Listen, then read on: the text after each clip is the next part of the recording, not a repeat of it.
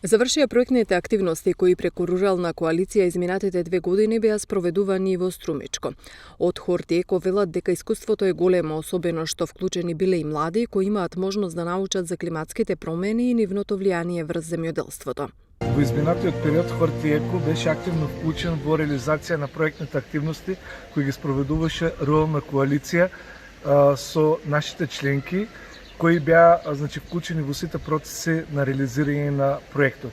Исто така голем придонес дадоа и вклучувањето на младите од Струмичкиот регион, каде целта е да се потикнат исто така и младите во тој регион во сите проектни активности, како например влијанието на климатските промени во земјоделието, дигитализација во земјоделското производство и други активности кои се спроведуваа во периодот од овие 2 години. Едукација на земјоделците и носење стратегии за справување со климатските промени. Ова е пораката што ја упати Рурална коалиција на почетокот од кампањата Климатска акција, бидејќи констатирале дека многу малку земјоделци се информирани како да се превенира и заштити од климатски промени, заради кои земјоделското производство е намалено за 6%. Во градењето на човековите ресурси и знаења и успеавме и во делот на воспоставувањето на цврста, организацијска и стабилна структура.